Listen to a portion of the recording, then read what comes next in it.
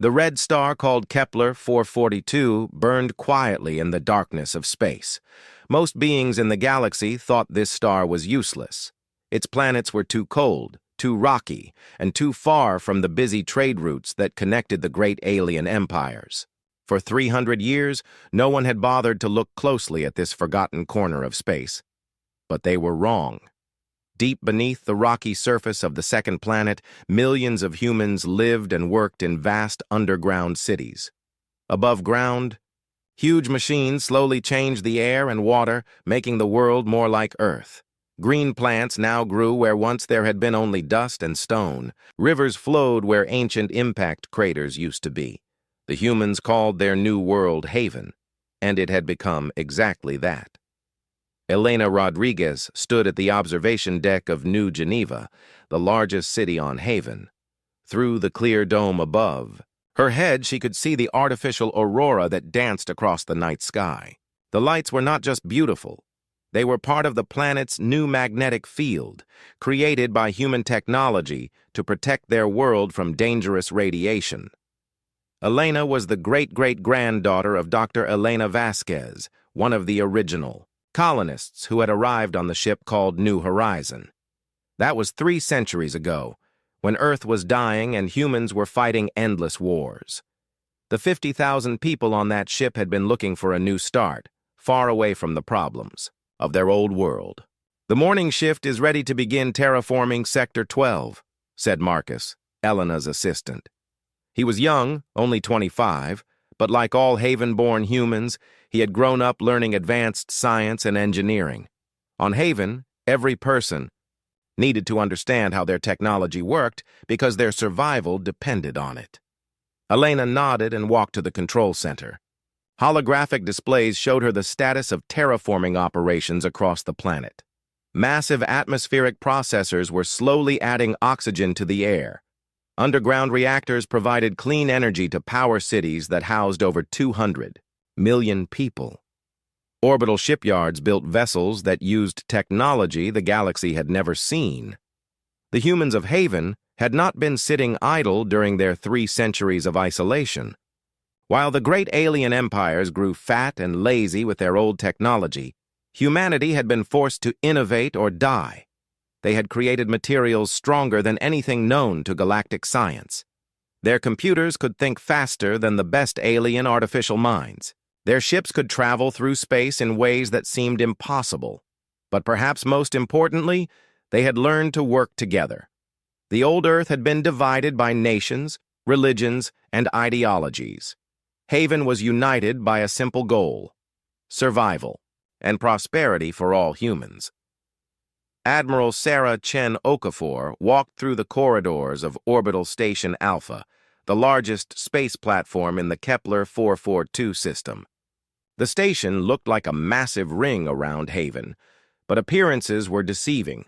Hidden within its structure were weapon systems that could defend against entire fleets. The station also served as a shipyard, research facility, and early warning system. Sarah was the descendant of Admiral Marcus Chen, one of the original military leaders who had guided the colony ship to safety. The Chen family had served Haven's defense forces for generations, always preparing for the day when their isolation might end. "Admiral, we're detecting something unusual," reported Lieutenant Commander Jackson from the sensor station. The young officer's voice was calm, but Sarah could hear the tension underneath. "Long-range sensors show a large fleet approaching from the direction of Zephyrian space." Sarah felt her heart rate increase, but her expression remained steady. This was the moment they had all been trained for. "How large is the fleet, and how long until they arrive?" 12 ships, all heavy cruiser class or larger. They'll reach the outer system in approximately 18 hours at their current speed. Theo, Admiral looked at the tactical display that showed the approaching ships. The Zephyrian Empire was one of the most aggressive powers in the galaxy. They expanded by claiming empty systems and forcing out anyone who was already there. According to galactic law, they had the right to do this if a system was not officially claimed by a recognized government. Of course, the Galactic Council had never recognized Haven's government because they had never known it existed. "Send a message to Chancellor Santos," Sarah ordered. "Tell her we have visitors coming and they probably don't know we're here." Chancellor Maria Santos had been elected leader of Haven just 2 years earlier. She was young for such a position, only 43, but she had the intelligence and strength that the colony needed. Her office was located in the government district of New Geneva, in a building that looked modest from the outside but contained some of the most advanced technology in the galaxy. When Admiral Chen Okafor's message arrived, Maria was in a meeting with the heads of Haven's various departments. Dr. Kim Walsh led the science division that had developed their advanced technology. General Robert Hayes commanded the planetary defense forces. Economic Director Lisa Park managed trade between Haven's many cities and orbital stations. "So it's finally happening," Maria said after reading the Admiral's report. 300 years of hiding, and now we have to decide what kind of neighbors we want to be." Dr. Walsh leaned forward in her chair. "Our technology is far ahead of, anything the Zephyrians have. We could easily defend ourselves if they try to attack us. The question is whether we want to reveal ourselves at all," General Hayes added. "We could hide our cities and let them think the system is empty. They might just survey the planets and leave." Maria stood up and walked to the window that showed the bustling city outside. Humans of all ages moved through the streets, going about their daily lives in peace and prosperity. Children played in parks filled with earth plants that had been carefully adapted to Haven's environment. Adults worked in laboratories and factories that produced wonders the galaxy had never imagined. "We've spent 3 centuries building something amazing here," she said. "But we always knew this day would come. We can't hide forever, and I don't think we should. The galaxy sees humans as weak and primitive. Maybe it's time to show them what we've really accomplished." The Chancellor turned back to her advisors. "Prepare our ships and defense systems, but don't hide them. If the Zephyrians want to claim our home, let them see exactly what they're dealing with. And send a message to all departments. It's time to implement First Contact Protocol." As news of the approaching fleet spread through Haven cities, people remained calm. They had been preparing for this moment their entire lives. In schools, children learned about the galaxy beyond their system and the challenges they might face. In factories, workers checked the production of defensive systems. In orbital shipyards, engineers made final preparations on vessels that would shock anyone who saw them. The humans of Haven were no longer the desperate refugees who had fled Earth 3 centuries ago. They were a civilization that had turned a dead world into a paradise. They had technology that seemed like magic. Most importantly, they had something that the great alien empires had forgotten: the determination to fight for their home and the unity to stand together against any threat. The red star Kepler 442 continued to burn quietly in space, but its secret was about to be revealed. The galaxy was about to learn that humanity had not been sitting quietly in their small corner of space. They had been growing stronger, smarter, and more dangerous with each passing year. The Zephyrian fleet was approaching, expecting to find empty worlds ready for conquest. Instead, they were about to encounter a force that would change everything they thought they knew about humans and their place in the galaxy. Captain Veltar stood on the bridge of his flagship, the Imperial Survey ship Dominant Will. The massive vessel was over 2 kilometers long and carried enough firepower to destroy entire cities. Behind him, 11 other Zephyrian warships moved through space in perfect formation. This was supposed to be a simple operation: survey the empty Kepler 442 system, claim it for the Empire, and begin preparations for colonization. The Zephyrians were a proud warrior race that had built their empire by conquering weaker species. They were tall, with tough gray skin and 4 arms that ended in sharp claws. Their eyes could see heat signatures, and their minds were naturally good at tactical thinking. They had been expanding their territory for over 1,000 years, and no one had ever successfully resisted them. "Captain, we're approaching the target system," reported his sensor officer, Lieutenant Sekhan. Initial scans show... Wait, that's... Impossible. Veltar moved to the sensor station, his claws clicking on the metal floor. What are you seeing, Lieutenant? Sir, I'm detecting massive energy signatures throughout the system. There are artificial structures around the second planet, and the planet itself shows signs of terraforming. But according to our records, this system is uninhabited. The captain's four eyes narrowed as he studied the sensor readings. The data showed cities, orbital stations, and ships that definitely belonged to some kind of advanced civilization. This was not supposed to be here. Could it be a lost colony from one of the major powers? He asked his intelligence officer. No, sir. The technology signatures don't match anything in our databases. The power sources are completely unknown, and the ship designs are unlike anything we've seen before. Veltar felt the first touch of unease. In his 30 years of military service, he had never encountered a situation like this. Unknown civilizations were extremely rare in the explored galaxy. Most species had been contacted centuries ago and were members of the Galactic Council. Send a standard hail, he ordered. Let's find out who these people are. The communication came through clearly, and the face that appeared on the main screen made Veltar's mandibles click in shock. The being looking back at him was clearly human. The same species that barely rated council membership and was known throughout the galaxy for being primitive and weak. But this human looked different from the ones Veltar had seen in diplomatic meetings. She was calm and confident, with intelligent eyes that seemed to see right through him. Her uniform was made of materials that seemed to shift and shimmer in the light. I am Chancellor Maria Santos of the Haven Republic, the human woman said in perfect galactic standard. You are in violation of our territorial space. Please state your intentions. Veltar recovered from his surprise and allowed himself to show his amusement. This had to be some kind of joke. Humans were barely capable of spaceflight, and they certainly didn't have colonies outside their home system. Human, you have no authority here, he said, letting his claws extend to show his weapon readiness. The Zephyrian Empire claims this. System under Galactic Council Resolution 2847. You will evacuate immediately or be removed by force.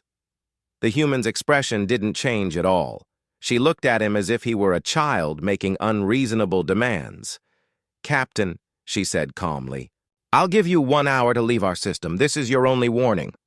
Veltar was so amazed by the human's boldness that he actually laughed, a harsh sound that echoed through his bridge. His crew members also showed their amusement in various ways. The idea that a single human colony could threaten a Zephyrian battle fleet was beyond ridiculous. Close the channel, he ordered. Prepare to move toward the second planet. We'll show these humans what happens when they try to interfere with the Empire. As his fleet began moving deeper into the system, Veltar felt completely confident. His 12 ships carried enough firepower to level continents.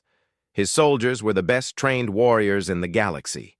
These confused humans would surrender quickly once they saw what they were facing. But as the fleet approached Haven, strange things began to happen. The Zephyrian sensors started detecting energy signatures that made no sense. The space around the planet seemed to be filled with objects that appeared and disappeared like ghosts. Most disturbing of all, every attempt to scan the human ships resulted in complete system failures. Captain, our targeting systems are malfunctioning, reported Weapons Officer Colvex.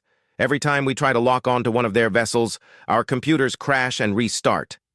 That's impossible, Veltar snarled. Our systems are protected by the best security in the galaxy. Sir, you need to see this, called the sensor officer. On the main screen, the space around Haven suddenly lit up with thousands of energy signatures. Orbital stations that had seemed small and harmless revealed themselves to be massive defense platforms. Ships that had looked like simple cargo vessels transformed into sleek warships that moved faster than anything in the Zephyrian fleet. But most shocking of all, the planet itself began to glow. Energy fields that had been invisible suddenly became bright enough to see with the naked eye. The entire world was surrounded by a web of defensive systems that made the Empire's best fortifications look like children's toys. "How many ships do they have?" Veltar demanded. Lieutenant Sek Han's voice was shaking as he replied, "I'm counting over 300 vessels, sir, and they're all moving into attack formation." The captain felt his confidence begin to crack. 300 ships was more than most entire fleets, but that was still not enough to worry him. Quality was more important than quantity, and Zephyrian ships were the most advanced in the galaxy. "All ships, prepare for battle," he commanded. "Target their largest vessels and fire on my order." But when he gave the order to attack, nothing happened. His weapons officer pressed the firing controls again and again, but the ship's massive energy cannons remained silent. "Sir, all weapons systems are offline," Kolvex reported, panic creeping into his voice. "The computers show that everything is working perfectly, but nothing will fire." Across the bridge, other officers were reporting similar problems. Navigation was failing, communications were being blocked, even the life support systems were starting to behave strangely. "Captain," came a new voice over the communication system. It was the human chancellor again, but now her image was appearing on every screen throughout the ship. "I think you're beginning to understand your situation. Your weapons won't work because we won't let them. Your ships can't escape because we're controlling your engines, and your crews are getting very nervous because they can see what's happening around them." Veltar looked at his main view screen and felt his heart stop beating. The human ships were not just surrounding his fleet, they were playing with it. Vessels that moved like living things danced between his massive warships, coming close enough to touch their hulls before spinning away. It was like watching children play around sleeping giants. "Your technology is impressive," the human continued. "But you're fighting with tools that we helped invent 3 centuries ago. Everything you use, we understand. Everything you try, we can counter. And right now, we're recording this entire encounter and broadcasting it to the Galactic Communication Network." The captain's worst fears were confirmed when his communication officer reported that their entire humiliation was being transmitted across the galaxy. Every government, every military, every citizen with access to the galactic net was watching the mighty Zephyrian Empire being completely helpless against a human colony. "What do you want?" Veltar finally asked, his pride broken. "I want you to deliver a message," Chancellor Santos replied. "Tell the galaxy that the Haven Republic claims the Kepler 442 system under the ancient right of inhabitation. We've been here for 3 centuries. This is our home, and we will defend it against anyone who tries to take it from us." The human ships began to move away from the Zephyrian fleet, but Veltar could feel that they were still being watched and controlled. "You have 24 hours to leave our system," the Chancellor said. "After that, we'll consider you hostile, invaders, and act accordingly. Captain, I suggest you use your time wisely. The galaxy is about to learn some very important lessons about humanity." The communication ended, leaving Veltar and his crew alone with their defeat. In less than an hour, everything they thought they knew about humans and their place in the galaxy had been proven completely wrong. Fleet Admiral Sarah Chen Okafor watched the Zephyrian fleet from the command center of Orbital Station Alpha. The alien ships hung motionless in space, their weapons systems completely disabled by Haven's cyber warfare programs. Around her, dozens of officers monitored the situation with calm efficiency. This was the moment they had trained for their entire lives. "Admiral, Captain Veltar is attempting to contact his home fleet," reported Lieutenant Commander Jackson from the communications station. "His messages are being blocked by our signal jammers, but he's getting increasingly desperate." Sarah nodded and turned to the tactical display that showed the positions of all ships in the system. The humans had revealed only a fraction of their true military strength, but it was already more than enough to handle the Zephyrian threat. 300 ships surrounded the alien fleet, while thousands more remained hidden throughout the system. "Any signs that they're trying to break free?" she asked. "No, ma'am. Their engines are still under our control. We're keeping them in a stable orbit around Haven while we decide what to do with them." The Admiral allowed herself a small smile. The Zephyrians had expected to find a primitive human colony that would surrender without a fight. Instead, they had discovered a military force that could disable their entire fleet without firing a single shot. Dr. Kim Walsh entered the command center carrying a datapad filled with sensor readings from the alien ships.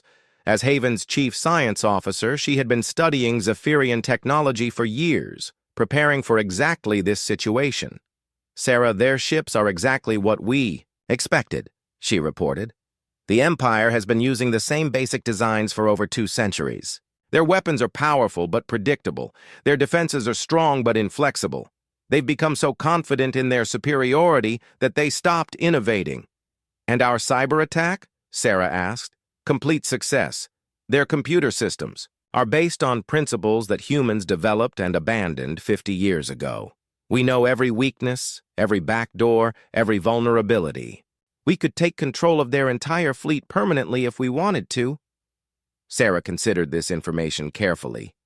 Haven's leaders had agreed that their first contact with the galaxy should send a clear message. Humanity was not weak, and they would not be pushed around. But they also didn't want to start a war that might bring the entire galaxy down on them. "Open a channel to Chancellor Santos," she ordered. The Chancellor's face appeared on the main screen, transmitted from her office in New Geneva. Behind her, Sarah could see the bustling activity of Haven's government as they dealt with the crisis. "Maria, we have the situation under control up here," Sarah reported. "The Zephyrian fleet is completely neutralized. No casualties on either side." "Good. How are they handling the reality of their situation?" "About as well as you'd expect. Their captain is angry, confused, and probably filing reports that his superiors won't believe. But I think he's starting to understand that this isn't some kind of trick." Chancellor Santos considered this for a moment. "Admiral, I want you to give them a demonstration. Show them exactly what our ships can do. But make sure the galaxy is watching." Sarah understood immediately. This wasn't just about defeating the Zephyrian fleet.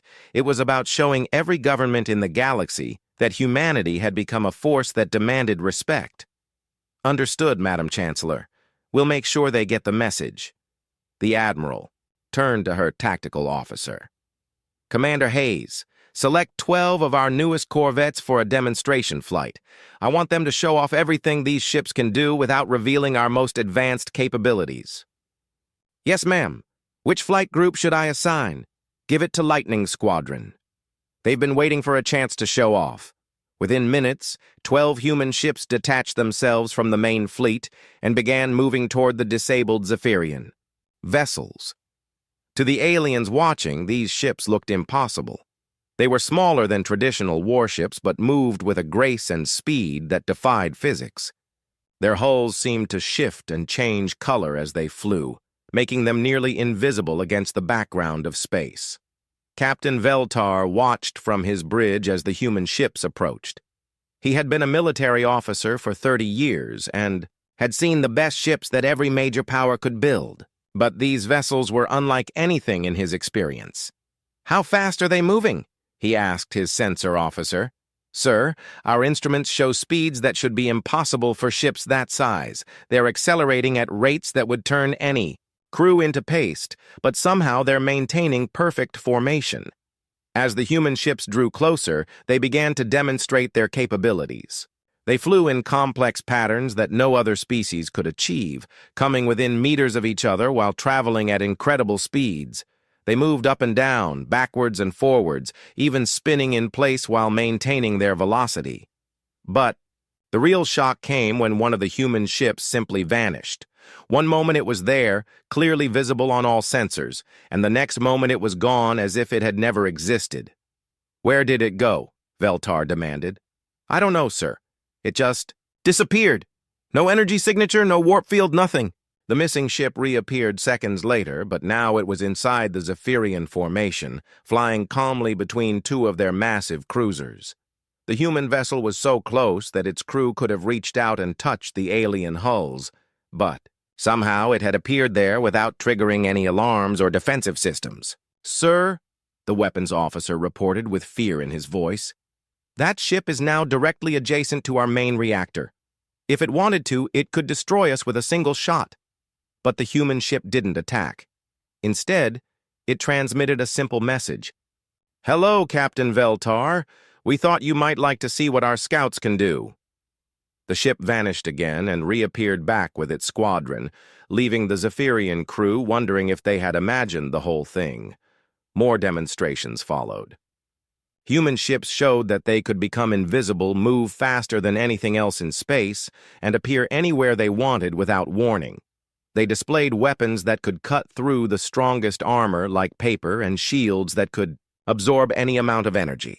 Most impressive of all, they showed perfect coordination. The 12 ships moved as if they were controlled by a single mind, executing maneuvers that required split-second timing and absolute trust between crews.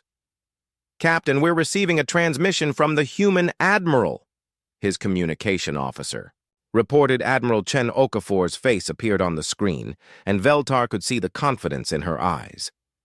This was a military leader who knew exactly how powerful her forces were. "Captain Veltar, I hope you've enjoyed our little demonstration. What you've seen today represents a tiny fraction of Haven's defensive capabilities.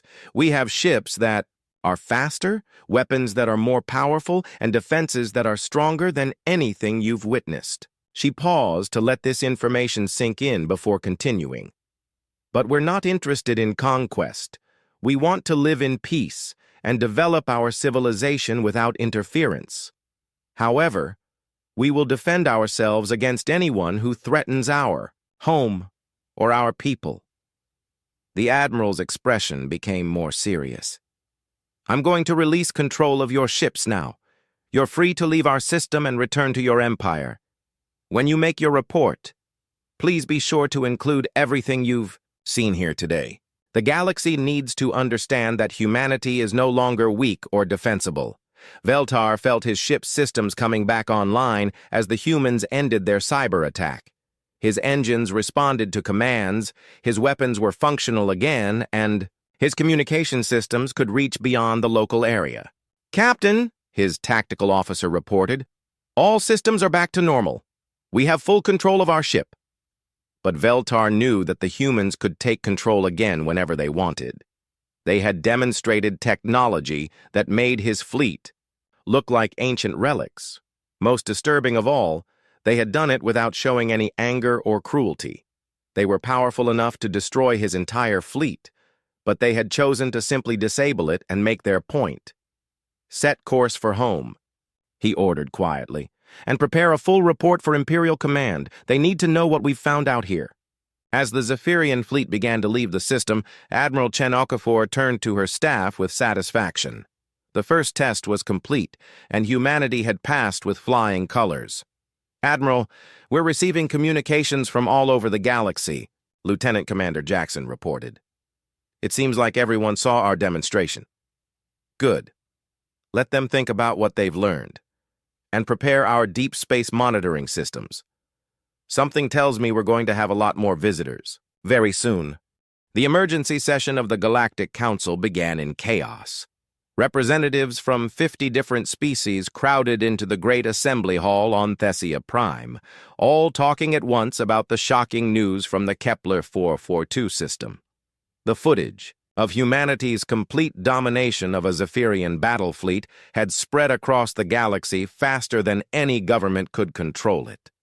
Council Leader Morden of the Altarian Federation called for order, his blue-scaled hands raised high above his head. The Altarians were known for their diplomatic skills and their ability to remain calm in any crisis, but even Morden looked shaken by recent events. "Fellow representatives," he began, his voice carrying clearly through the hall's advanced sound system. "We are here to discuss what may be the most significant development in galactic politics for over 1,000 years. The species we have known as primitive humans has revealed military capabilities that exceed our most optimistic estimates." Ambassador Keth Ara of the Zephyrian Empire stood to address the council. Her gray skin was darker than usual, a sign of deep anger among her people. The four-armed warrior looked like she wanted to challenge someone to personal combat. The Empire's fleet was not defeated, she declared loudly. It was humiliated. Our ships were disabled without a single shot being fired. Our weapons were turned off like children's toys. And the entire encounter was broadcast to the galaxy as if we were actors in some entertainment program. Murmurs of concern rippled through the assembly. The Zephyrian Empire was one of the most powerful military forces in the galaxy. If they could be defeated so easily, what did that mean for everyone else? Dr. Vexnall of the Corvani Scientific Union requested permission to speak. The Corvani were a species of brilliant researchers who had developed much of the technology used throughout the galaxy. Honorable representatives, I have analyzed the sensor data from the Zephyrian encounter. The technology displayed by these humans is not just advanced, it represents fundamental breakthroughs in physics that we thought were impossible. The scientist activated a holographic display that showed images captured from the human ships. Their vessels appear to manipulate gravity in ways that our best theories say cannot be done. They demonstrate faster-than-light travel without using traditional warp fields. Most disturbing of all, they show complete mastery over computer systems that should be impossible to hack. Ambassador Telron of the Harmony Collective raised a tentacle to speak. The collective was known for their peaceful nature and their advanced understanding of technology. Dr. Vexnall, are you suggesting that human technology is superior to our own? I'm suggesting that it's completely different from our own, the scientist replied. For centuries, the galaxy has developed technology along predictable paths. We've improved existing designs and made them more efficient. But the humans appear to have started from completely different basic principles. The implications of this statement sent shockwaves through the assembly. Every major corporation, every military force, every government in the galaxy based their power on technology that might now be obsolete. Economic Representative Zur-Tan of the Trade Federation stood up urgently. If human technology is truly superior, what does this mean for galactic commerce? Our entire economy is based on the trade of advanced systems and components. It means, said Ambassador Kethera grimly, that every military in the galaxy may need to be completely rebuilt. Our weapons, our ships, our defenses. Everything may be useless against enemies with human-level technology. Council Leader Mordun tried to maintain order as arguments broke out across the assembly hall. Some representatives demanded immediate military action against the human colony. Others suggested diplomatic approaches. A few even proposed offering alliance terms to gain access to human technology. In the middle of this chaos, a new transmission arrived from the Kepler 442 system. Chancellor Santos appeared on the main display, speaking from her office on Haven. The human leader looked calm and confident, completely unworried by the storm of controversy she had created. Honorable representatives of the Galactic Council, she began. I understand that recent events have caused concern throughout the galaxy. I want to address these concerns directly. The assembly hall fell silent as every being present focused on the human chancellor's words. The Haven Republic has existed peacefully in the Kepler 442 system for 300 years. We have never attacked anyone, never threatened anyone, and never interfered with galactic politics. We simply wanted to live our own lives and develop our own civilization. She paused before continuing. However, when a military fleet enters our space with the intention of forcing us from our homes, we will defend ourselves. We have that right under every law and treaty that governs civilized behavior. Ambassador Cathara interrupted the transmission. Human, your colony was never registered with the Galactic Council. According to our laws, unregistered settlements have no legal standing. Chancellor Santos's expression didn't change. Ambassador, we were never asked to register. Your council never contacted us, never offered us membership, and never even acknowledged our existence. We have been here for 3 centuries, building our civilization and harming no one. I believe that gives us certain rights. The human leader's tone became more serious. But let me be very clear about our position. The Haven Republic formally claims sovereignty over the Kepler 442 system under the ancient right of inhabitation. We have transformed dead worlds into living ones. We have built cities where there was only emptiness. This is our home, and we will defend it. Economic Representative Zurtan asked the question that everyone was thinking. What do you want from the galaxy, Chancellor Santos? We want recognition as a sovereign power with the right to exist in peace. We want trade relationships with species that are willing to treat us as equals. And we want to contribute to galactic civilization in positive ways. The Chancellor smiled slightly before delivering her final statement. But we also want it understood that the days of treating humanity as a minor, primitive species are over. We are not asking for these things. We are informing you of our intentions. Any government that wishes to test our resolve is welcome to try. The transmission ended, leaving the Galactic Council in stunned silence. Over the following days, the political situation became increasingly chaotic. Stock markets crashed as investors realized that their technology companies might be worthless. Military commanders quietly began updating their threat assessments, moving human space from minimal concern to maximum threat level. The Zephyrian Empire faced internal rebellions as news of their defeat spread through their territory. Conquered species began asking why they should remain under imperial rule when the Empire couldn't even defeat a single human colony. The Corvani Scientific Union offered massive research grants to any scientist who could explain how human technology worked. The Trade Federation sent secret diplomatic missions to negotiate access to human markets. Even the mysterious Voidwalker Collective, which rarely communicated with other species, sent a formal message expressing interest in meeting with human representatives.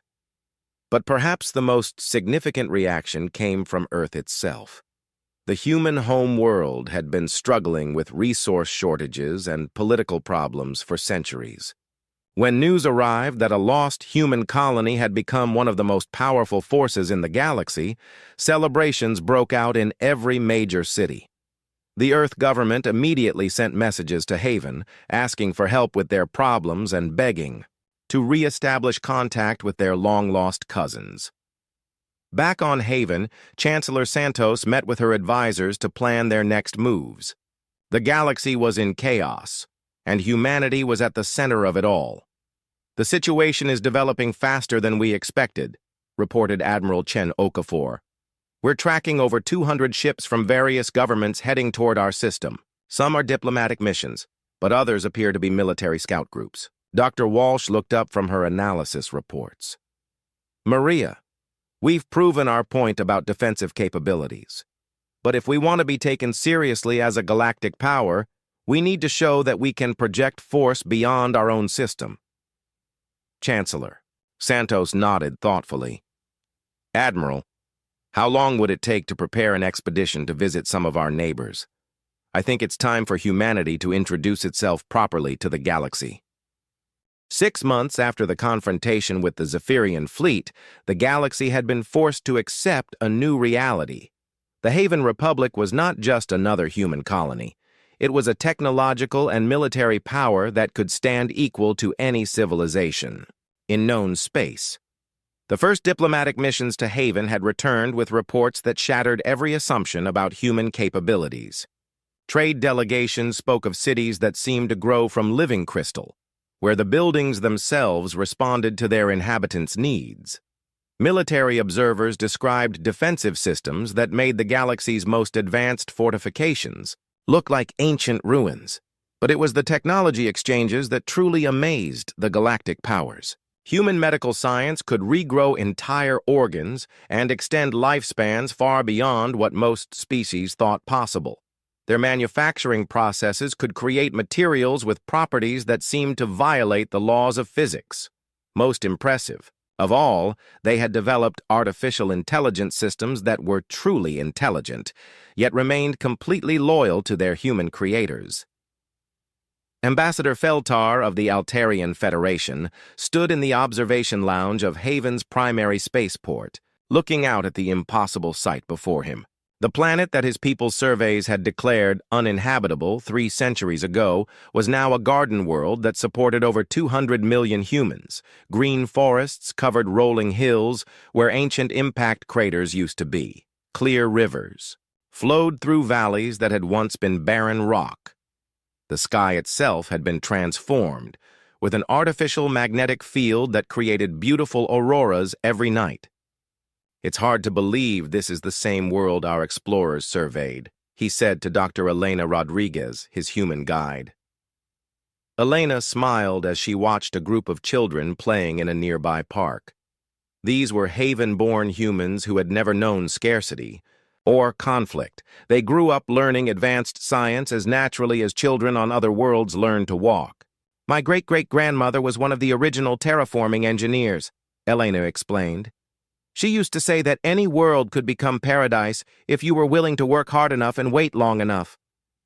But the technology required," Ambassador Feltar began, "was developed right here, by humans who had no choice but to innovate or die. When you can't import what you need, you learn to create what you need." The ambassador was quiet for a moment, considering the implications of what he was seeing.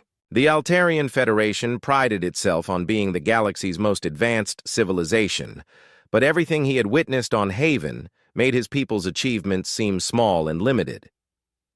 In the capital city of New Geneva, Chancellor Santos was meeting with representatives from 12 different governments. The conference room was filled with beings from across the galaxy, all trying to understand how to deal with humanity's sudden rise to power. "Chancellor," said Trade Minister Vokran of the Economic Alliance, "our corporations are very interested in establishing manufacturing partnerships with your people. We believe that human innovation combined with our distribution networks could benefit everyone." Santos nodded politely. "We're certainly interested in mutually beneficial relationships, but let me be clear, we won't be anyone's junior partner. Haven has spent 3 centuries developing its capabilities, and we won't give away the results of that work cheaply." Ambassador Keth Ara of the Zephyrian Empire shifted uncomfortably in her chair. The proud warrior species had been forced to completely change their approach to dealing with humanity. "Chancellor, the Empire wishes to discuss territorial boundaries. We understand that you claim the Kepler 442 system, but what about surrounding areas?" "We claim what we can defend and what we need for our security," Santos replied. "Right now, that includes this system and several uninhabited systems nearby. We have no interest in conquering anyone, but we also won't allow potential enemies to build bases on our doorstep." The meeting continued for hours, with each representative trying to understand humanity's intentions and capabilities. What they discovered was both reassuring and terrifying. The humans of Haven had no interest in galactic conquest or domination. They simply wanted to be left alone to develop their civilization in peace. But they also made it clear that they would defend themselves against any threat, and they had the power to do so effectively. Fleet Admiral Chen Okafor was conducting her own meetings with military representatives from across the galaxy. The questions were always the same. How many ships did humanity have? What were their weapons capable of? How had they developed such advanced technology? "Admiral," asked General Morkan of the Federation Defense Force, "our analysts estimate that you revealed less than 10% of your true military capabilities during the Zephyrian encounter. Is that assessment accurate?" Sarah smiled slightly. "General, we revealed exactly what we wanted to reveal. Nothing more, nothing less. But surely you can give us some indication of your actual strength? The galaxy needs to understand what it's dealing with. The galaxy needs to understand that humanity is not a threat to peaceful civilizations. We have no desire to conquer anyone or impose our will on other species. but we also have the power to protect ourselves and our allies from any aggressor. The Admiral's expression became more serious. What the galaxy should really understand is that humanity has been developing in isolation for 3 centuries. We've had time to solve problems that other civilizations haven't even recognized yet. Our technology isn't just advanced, it's fundamentally different from what you're used to. Meanwhile, on Earth, the human homeworld was experiencing its own transformation. The news that a lost human colony had become a galactic power had inspired a renaissance of human pride and determination. Dr. James Chen, a descendant of the original Admiral Chen, who had led the colony ship to safety, stood before the Earth Council with a proposal that would change everything. Honorable representatives, Haven has offered to share their terraforming technology with Earth. They can repair our damaged environment and give us the tools to expand to other worlds. But they want something in return. Council President Sarah Williams leaned forward. What do they want, Dr. Chen? They want Earth to become a true partner, not a junior member begging for help. They want us to contribute our own innovations and work together to spread human civilization throughout the galaxy.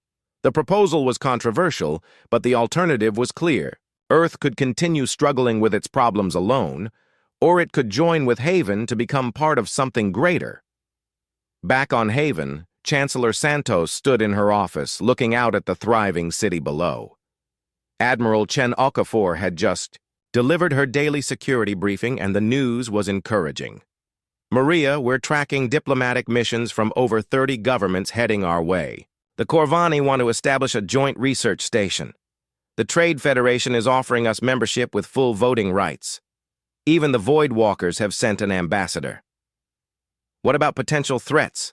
Santos asked. The Zephyrian Empire is still dealing with internal rebellions, so they're not a concern right now.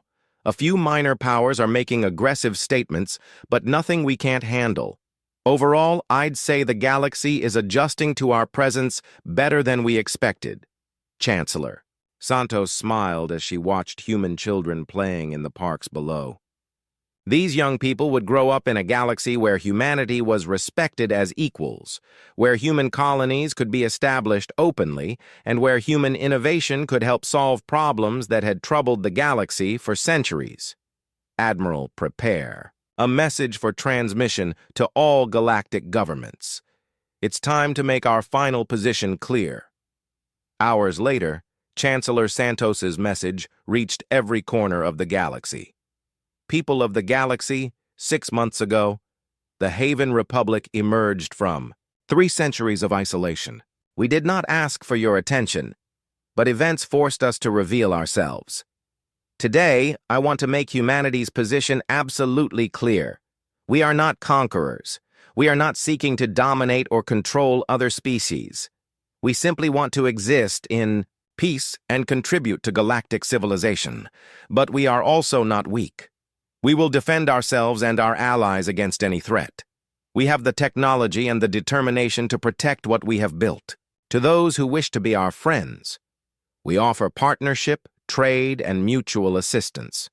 To those who wish to be our enemies, we offer fair warning of what you will face. The galaxy is large enough for all of us to prosper. Humanity is ready to take its place among the stars, not as supplicants, but as equals. The message marked the end of one era and the beginning of another. The galaxy had spent centuries believing it understood humanity's place in the cosmic order.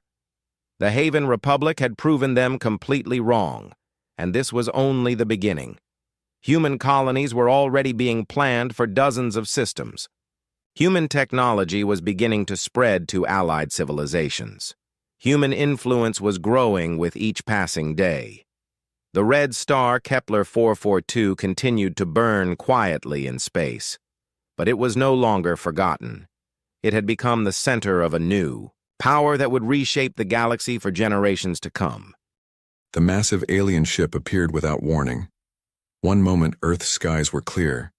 The next, a vessel larger than Manhattan hung over the Pacific Ocean, its dark metal hull reflecting sunlight in strange patterns. Within hours, 6 more ships joined it in orbit. Dr. Olivia Clark stared at the satellite images on her computer screen. As the lead scientist at NASA's Deep Space Communication Program, she had spent her career searching for signs of alien life.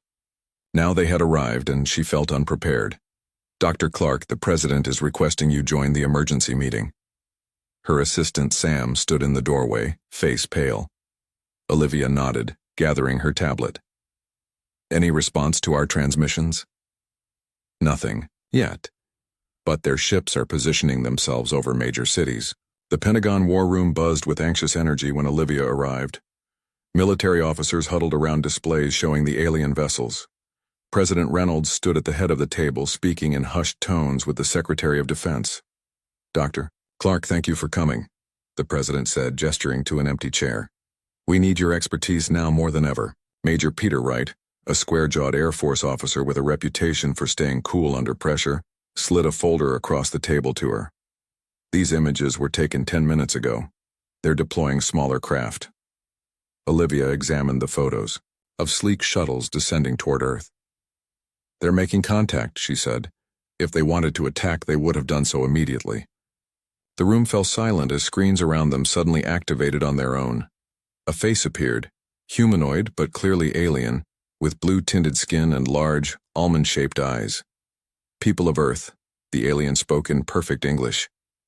"I am Ambassador Sextar of the Galactic Confederation. We come in peace and friendship." 12 hours later, Olivia found herself boarding a military helicopter alongside Major Wright. They had been selected as part of the first diplomatic team to meet the aliens face-to-face. "Nervous?" Peter asked as the helicopter lifted off. Olivia clutched her tablet tighter. "I've prepared for this moment my whole career. But yes, terrified." Peter smiled. "Same, though my training involved more what if they're hostile scenarios." The helicopter landed in a cleared area of Central Park in New York. The alien shuttle rested on the Great Lawn, steam rising where its landing gear touched the morning dew. A small group of world leaders and diplomats already waited nearby. Sextar emerged from the shuttle flanked by 4 other aliens of varying appearances. The ambassador stood nearly 7 feet tall, moving with unusual grace that made him appear almost weightless.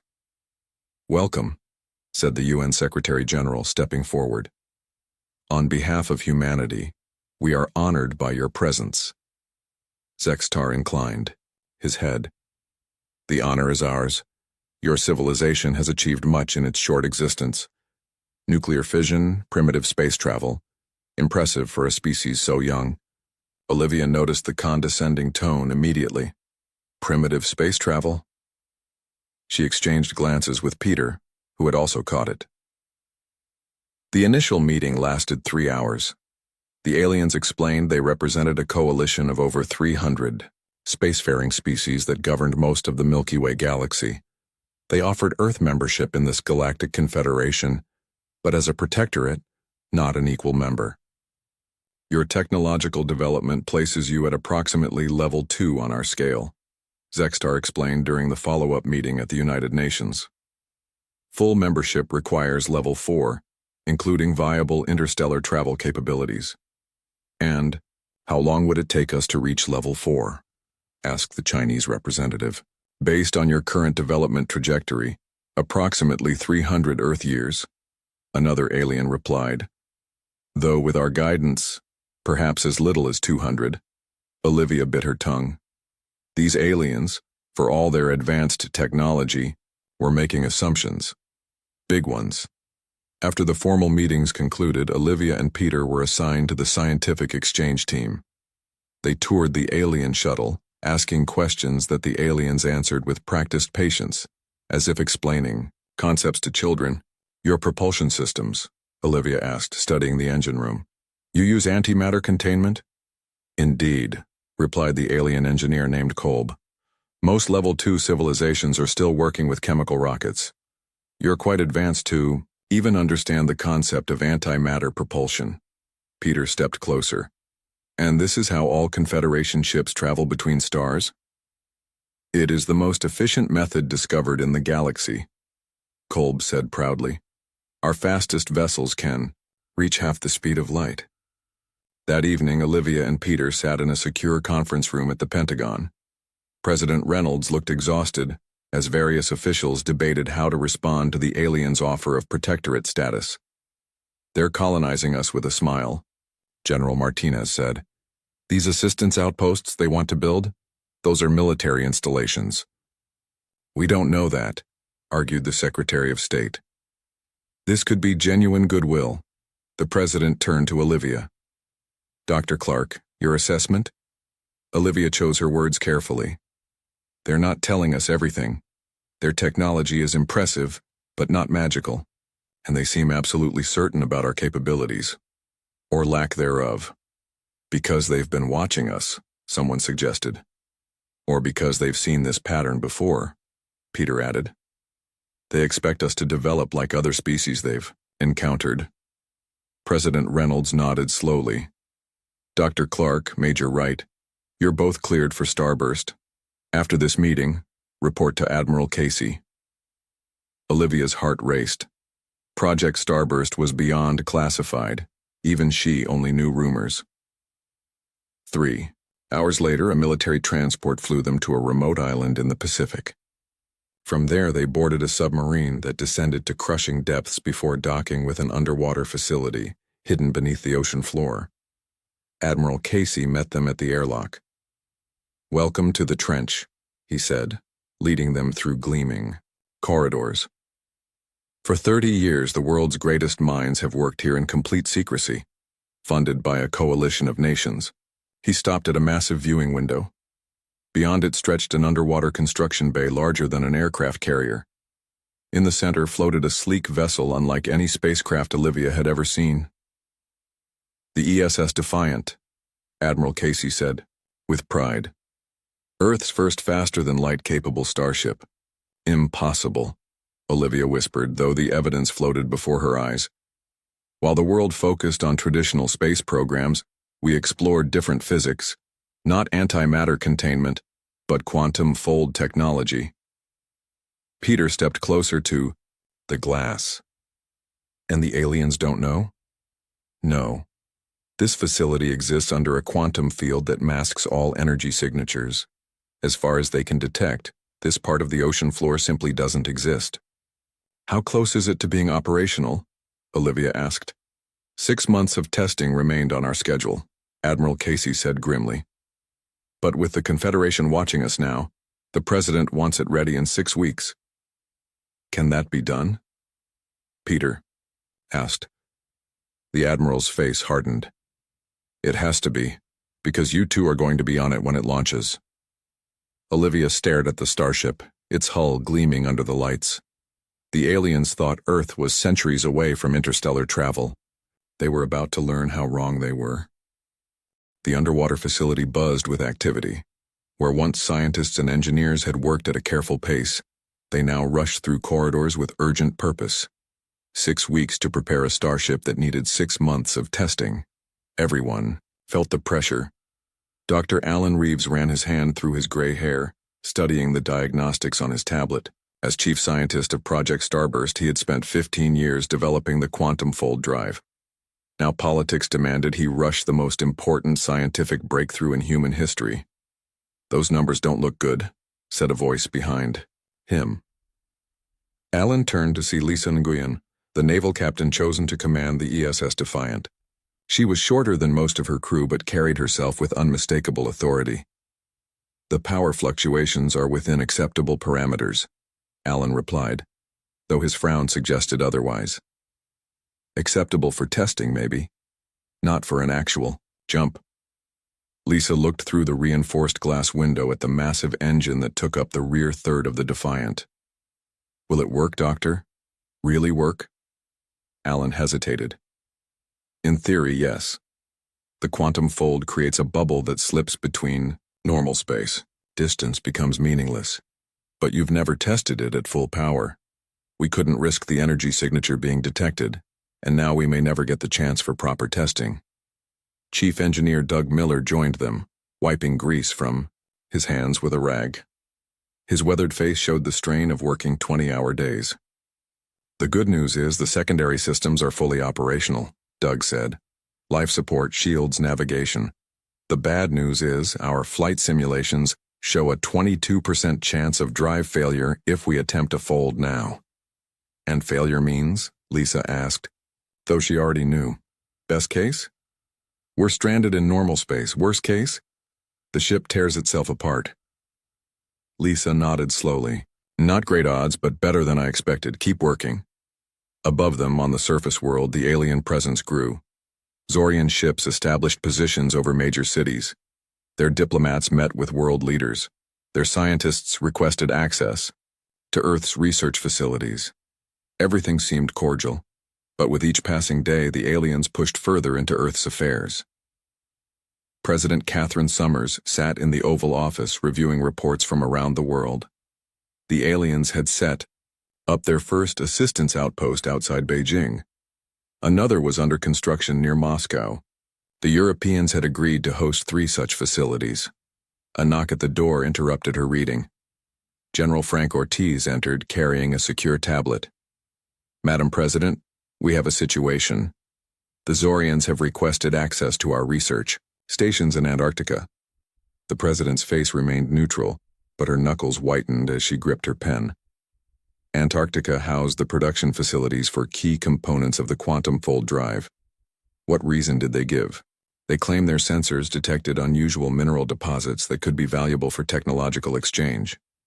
But our intelligence suggests they've picked up trace energy signatures from our manufacturing process. How long can we stall them? A week, maybe less. And there's more. General Ortiz handed her the tablet. Their ships have begun systematic oceanic surveys. They'll find the trench soon. The president studied the map showing the Zorian search pattern. They were methodically working their way toward the secret facility. Move up the timeline, she said. The Defiant needs to launch in 3 days. Back in the trench, Olivia Clark and Peter Wright underwent intensive training. Though neither had been selected as crew for the Defiant's original mission plan, both possessed skills now deemed essential. Olivia's expertise in alien communication and Peter's military background made them valuable additions. The acceleration will crush you back into your seats, the flight instructor explained as they practiced. In the simulator, 5 Gs for approximately 90 seconds until we clear Earth's atmosphere. Then the real fun begins. Peter handled the physical training well, but Olivia struggled. She had spent her career in laboratories and offices, not preparing for space flight. You're thinking too much, Peter told her during a break. Your body knows what to do, trust it. Easy for you to say, Olivia gasped, still catching her breath. You do this for fun? Peter smiled. No one's fully prepared for what we're attempting. We're about to make the first faster-than-light jump in human history, in an untested ship. While being chased by aliens who think we're primitive cave people, it's okay to be scared. I'm not scared, Olivia said. I'm terrified. On the other side of the facility, Captain Nguyen met with Admiral Casey and the mission planners. The latest intelligence wasn't good. The Zorians have deployed underwater. Scanning drones, Admiral Casey explained, pointing to a map.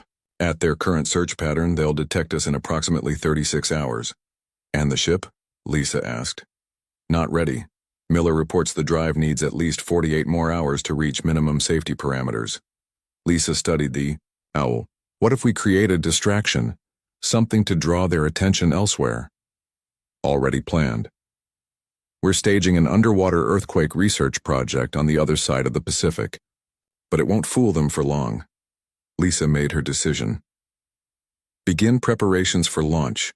The Defiant leaves in 24 hours, ready or not. The next day passed in a blur of activity. Crew members said hushed goodbyes to colleagues. Engineers made final adjustments to systems. Security teams prepared to defend the facility if discovered before launch. 6 hours before the scheduled departure, alarms blared throughout the trench. Zorian vessel approaching, announced the facility AI. Current trajectory will bring it directly overhead in 15 minutes. In the command center, Admiral Casey cursed. They're ahead of schedule. Captain Nguyen, your crew?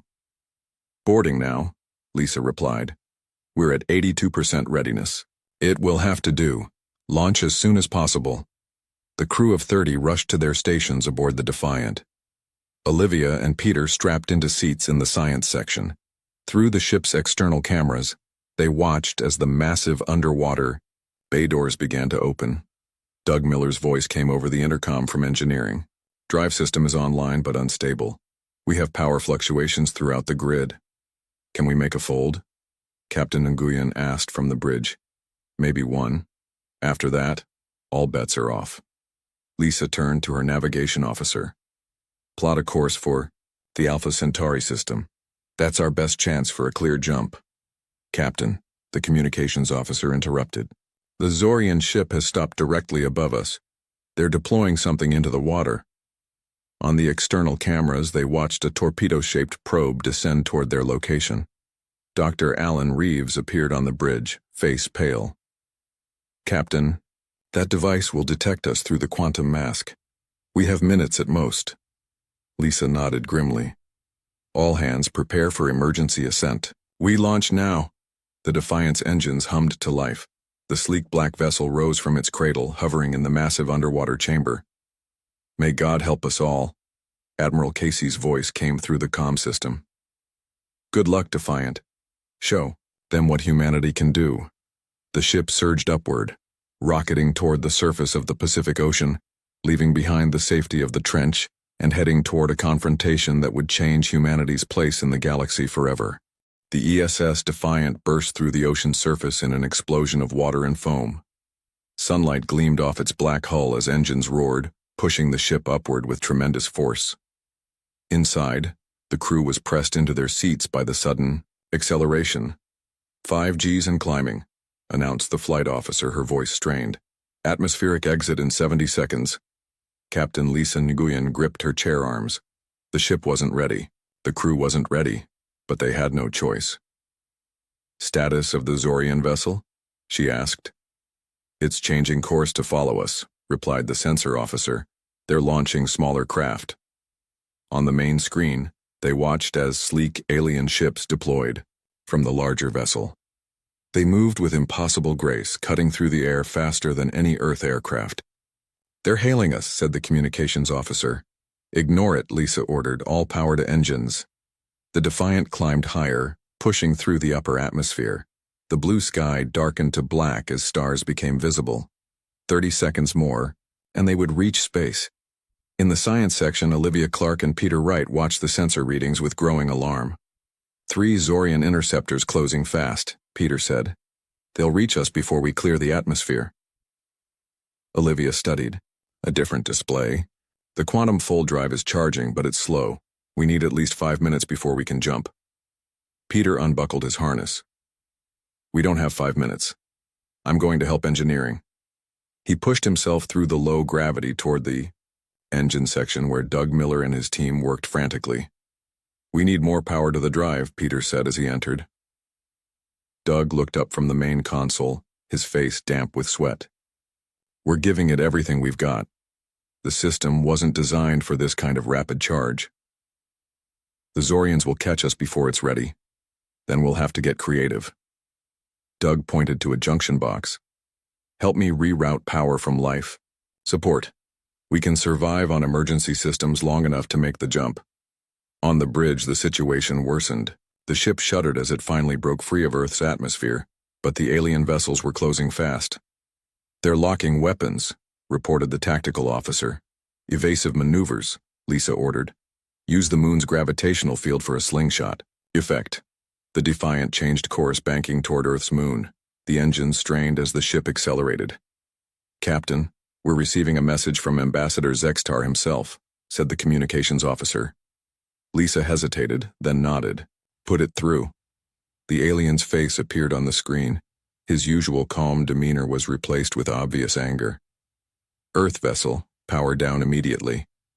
You possess technology forbidden to your development level. This is a serious violation of Confederation law. Lisa straightened in her chair. Ambassador, we are a sovereign planet. We never agreed to your laws or classifications. Your primitive species cannot comprehend the dangers of... Lisa cut the transmission. How long until the full drive is ready? 3 minutes at current charge rate, came the reply from engineering. We don't have 3 minutes, the tactical officer warned. Zorian ships will intercept in 90 seconds.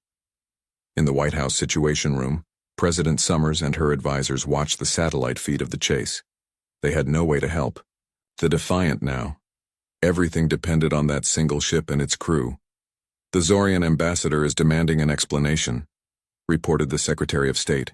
Their ships in orbit are powering weapons. The president's expression remained composed, but her eyes revealed her concern.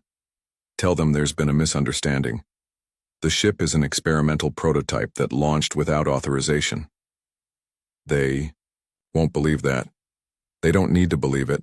They just need to doubt enough to delay any action until the Defiant can jump. Back in space, the Defiant raced around the moon, using its gravity to gain speed. The ship vibrated as it pushed, beyond its tested limits. Structural integrity at 82%, reported the engineering officer. Hull temperature rising. Maintain course, Lisa ordered. Status of the fold drive? 2 minutes to minimum safe charge, Doug Miller replied over the comm. The Zorians are closing to weapons range, the tactical officer warned. 30 seconds. Lisa made a quick decision. Dump the emergency fuel reserves into the main engines, give us everything. Captain, that's our backup supply for after the jump, the flight officer protested. We won't need a backup if we don't make the jump. Do it. The Defiant surged forward. As the additional fuel ignited, the sudden acceleration pushed the crew back into their seats once more. In engineering, alarms blared as systems overloaded. Peter helped Doug stabilize the power flow to the quantum fold drive. We're redlining every system, Doug shouted over the noise. This ship wasn't built for this kind of stress. Can we jump? Peter asked. Doug checked the readings. The drive is at 68% charge. Minimum safe is 75%. But will it work at 68%? Doug hesitated. Maybe. Once. But the margin for error. A violent impact rocked the ship. Warning lights flashed across every console. We've been hit, announced the tactical officer on the bridge. Minor damage to the rear section. Shields holding at 60%. They're firing again, the sensor officer warned. All hands brace for impact, Lisa ordered. The second hit was stronger than the first. The lights flickered as power fluctuated. Throughout the ship, shields at 32%, came the report. One more hit and they're down. Olivia rushed into engineering. We need to jump now. The next hit will disable us. Doug looked at his console, his face grim. Drive charge at 72%, it's not enough. It has to be, Peter insisted. Another impact. The ship lurched violently. A conduit burst overhead, showering sparks across the room. Shields are down, the tactical officer reported. They're moving to disable our engines. Doug made his choice. Initiating quantum fold jump, everyone hold on to something. He pressed his hand against the scanner. The computer asked for confirmation. This is Chief Engineer Douglas Miller. Authorization. Code Starburst Omega. Execute fold jump now. For a moment, nothing happened. Then a deep hum built throughout the ship. Outside, space itself seemed to bend around the Defiant. A bubble of blue-white energy formed, enveloping the vessel. Ambassador Zextar watched from his command ship as the primitive Earth vessel began to glow. What he was seeing should have been impossible for humans to achieve for centuries. Disable that ship immediately, he commanded. But it was too late. The ESS Defiant compressed to a point of brilliant light, then vanished completely. The quantum fold jump had worked. Humanity had just taken its first step into the greater galaxy, leaving behind very surprised aliens who had severely underestimated them. In the emptiness where the ship had been, Ambassador Zextar stared in disbelief. Impossible, he whispered. They shouldn't have that technology for centuries. His aide approached cautiously. Should we inform the Confederation Council? Zextar nodded slowly, still stunned. Yes, and increase surveillance on Earth immediately. We've made a grave error in our assessment of these humans. Blue light filled every window of the ESS Defiant. The ship shuddered as reality itself seemed to bend around it. Inside, the crew held on as strange forces pulled at their bodies. It felt like being stretched in all directions at once. Then, suddenly, everything stopped. The blue light vanished. The stars returned. "Jump complete," announced Doug Miller, his voice filled with disbelief. "We did it." On the bridge, Captain Lisa Nguyen took a deep breath.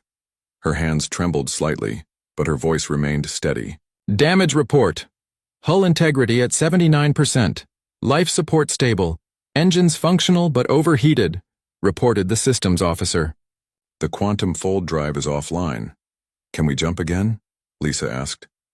Doug's voice came through the comm system. "Not for at least 12 hours. The drive needs time to cool and recharge, assuming it still works at all after that rough jump." "Where are we?" Lisa asked the navigation officer. The young woman studied her screens with confusion. "According to our calculations, we should be near Alpha Centauri. But these star patterns don't match." Olivia Clark entered the bridge, moving carefully, in the reduced gravity. "The navigation was off. We didn't have time to properly calibrate before the jump." "So where did we end up?" Lisa asked. "I need more data, but based on preliminary readings." Olivia hesitated. "I believe we're in the Proxima Centauri system, about 4.2 light-years from Earth." A stunned silence fell over the bridge. They had traveled over 4 light-years in seconds. "How long would this journey take a Confederation ship?" Lisa asked.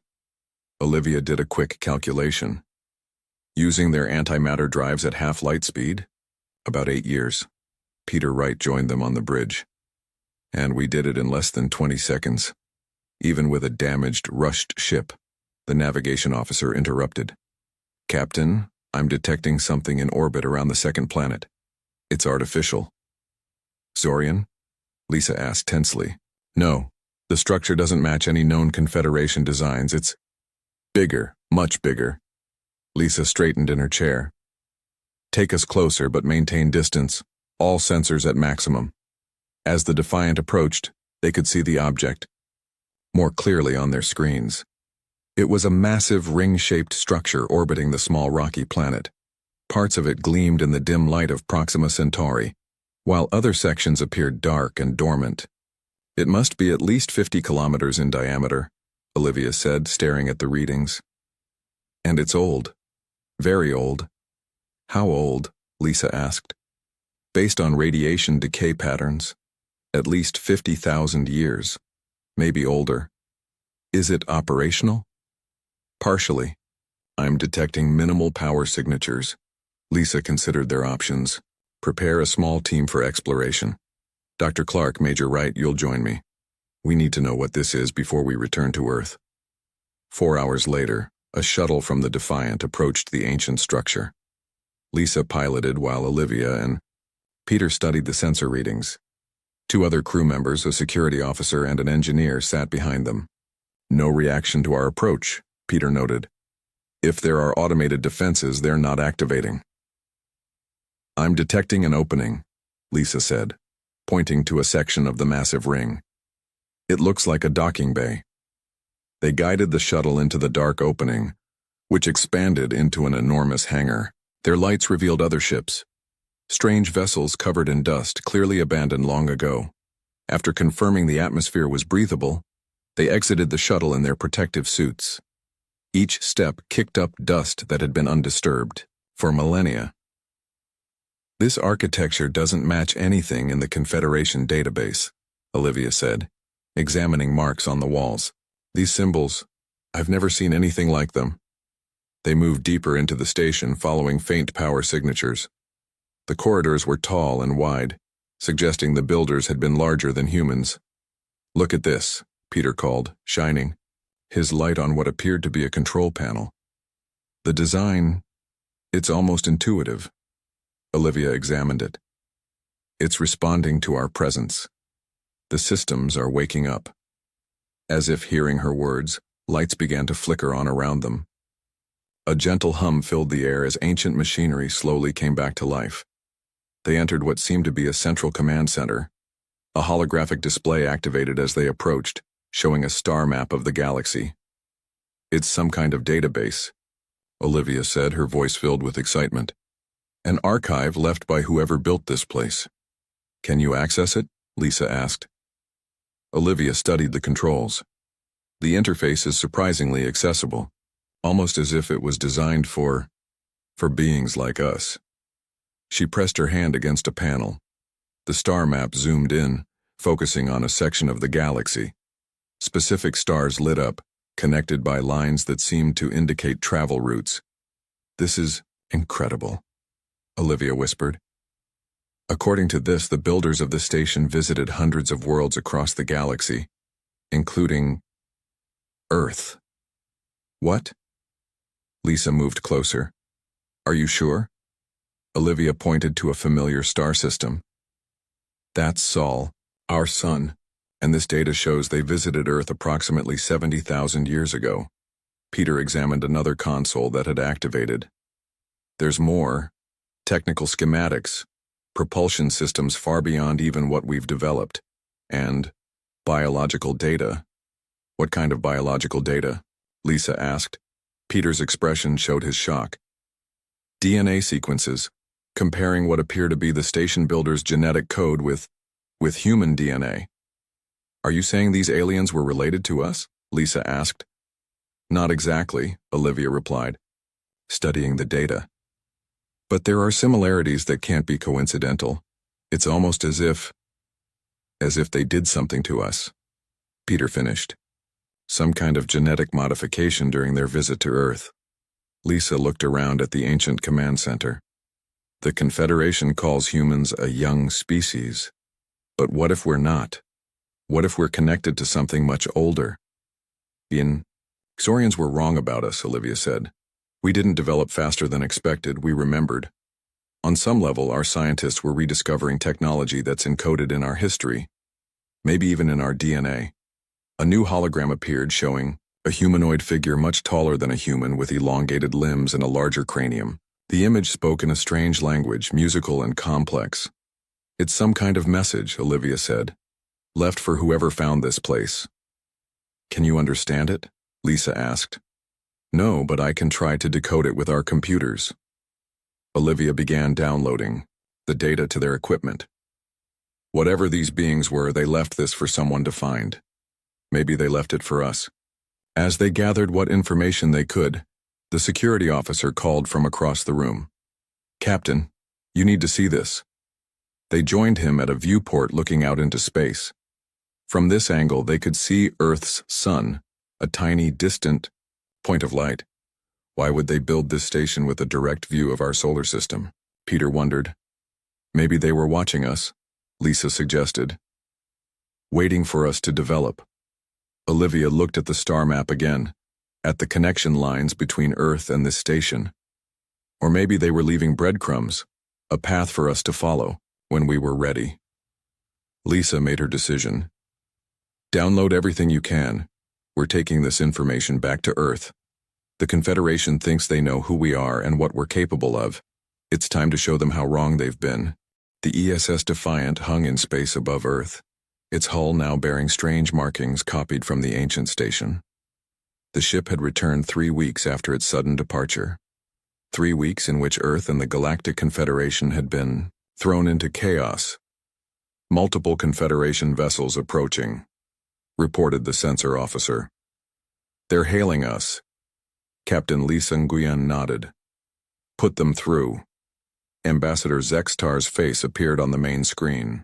The alien's usual composure was gone, replaced by barely concealed anger mixed with fear.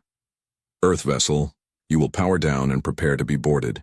Your unauthorized possession of advanced technology violates multiple Confederation laws. Lisa smiled calmly. Ambassador will be happy to meet with the Confederation. In fact, we request an emergency session of the Confederation Council. We have important information to share. You are not in a position to make requests, Zextar said coldly. Actually, we are. Lisa nodded to Olivia, who sat at the science station. Olivia pressed a sequence on her console. Outside the ship, space rippled as the improved quantum fold drive activated. But instead of jumping, the Defiant remained in place, surrounded by a shimmering field of energy.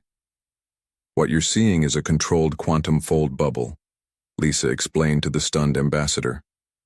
A modification we developed, based on technology we discovered. Your weapons cannot penetrate it. On Earth, in the White House Situation Room, President Catherine Summers watched the confrontation via satellite link. Around her sat world leaders who had gathered for this historic moment. The modifications to the Defiant worked, said Admiral Casey with pride. The ship is protected, the president nodded. And the other ships? Ready to launch on your command. In orbit, the standoff continued. More Confederation ships arrived surrounding the Defiant, but none fired.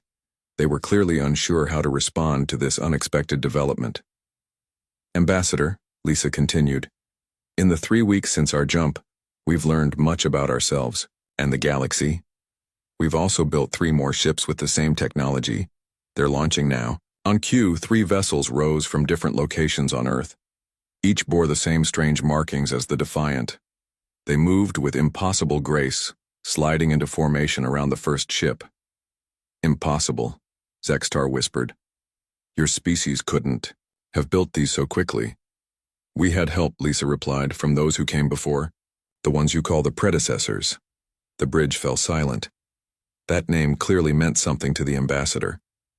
A myth, Zextar said, but his voice lacked conviction. Stories told to young ones.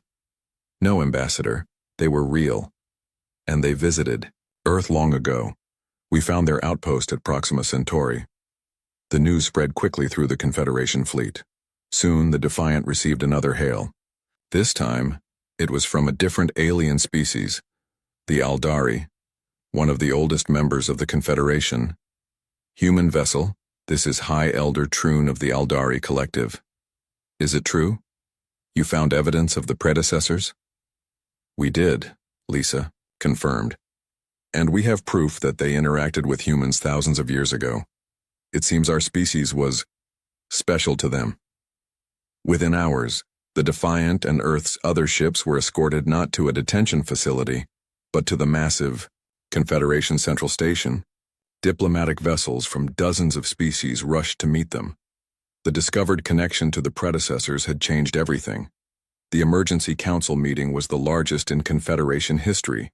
Representatives from all 300 member species attended, either in person or via hologram. Captain Nguyen, Dr. Clark, and Major Wright stood before them, representing Earth. For millennia, we have wondered about the predecessors, said the Aldari High Elder. The species that created technologies we still cannot fully understand.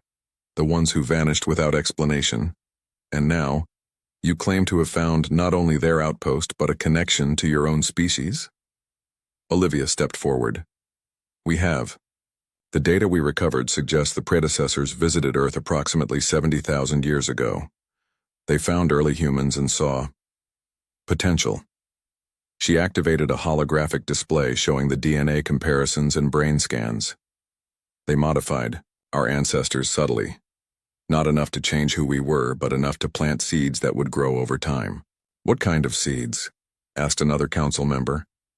Intuitive understanding of certain scientific principles, Peter explained, particularly those related to quantum physics. That's why our development seemed so unusual.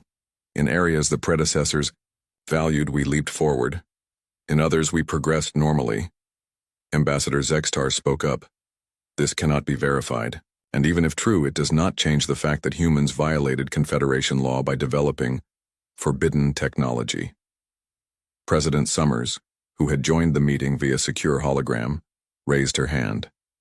With respect, Ambassador, we never agreed to your laws. Earth was offered protectorate status, not membership. We never signed your treaties. Furthermore, Lisa added, the technology wasn't developed in the traditional sense. It was remembered. The quantum fold principles were embedded in our collective scientific intuition, waiting to be rediscovered. The council chamber filled with murmurs and discussions in dozens of languages. Finally, the Aldari High Elder spoke again. For generations, we have waited for signs of the predecessors' return. Perhaps they never intended to return at all. Perhaps you, humans, are their legacy. Over the next several days, agreements were negotiated. Earth would not be punished for its technological leap. Instead, a new arrangement was proposed: full membership in the Confederation, with humans recognized as potential inheritors of the predecessor legacy. In return, Earth would share its quantum fold technology, but in a controlled manner. Human scientists would work with Confederation experts to ensure safe implementation. The condescending attitude was gone, replaced by cautious respect. 1 month after the Defiant's return, President Summers addressed the United Nations. Representatives from 20 Confederation species attended as observers. "Today marks a new chapter for humanity," she said. "We have taken our place among the stars not as children to be guided, but as equals bringing valuable gifts to the galactic community." She gestured to Captain Nguyen, Dr. Clark, Major Wright, Chief Engineer Miller, and Dr. Reeves, who stood nearby as honored heroes. These brave individuals, and the many others who worked in secret for decades, have changed our destiny. The Confederation thought Earth was primitive. They looked at our cities, our technology, our conflicts, and saw a young, undeveloped species needing guidance. The President smiled. What they failed to see was our potential, our creativity, our ability to make intuitive leaps that other species find baffling. They didn't understand that sometimes being outside the established way of thinking allows for innovation they couldn't imagine. Ambassador Zextar, watching from the back of the chamber, made notes on his tablet. His report to the Zorian High Command would be difficult to write. How to explain that they had so completely misjudged these humans? The stars are no longer distant dreams, President Summers concluded. They are destinations, and humanity is ready to explore them, not as newcomers, but as returning children of an ancient legacy. The applause was thunderous. Earth had changed forever, and the galaxy would never be the same.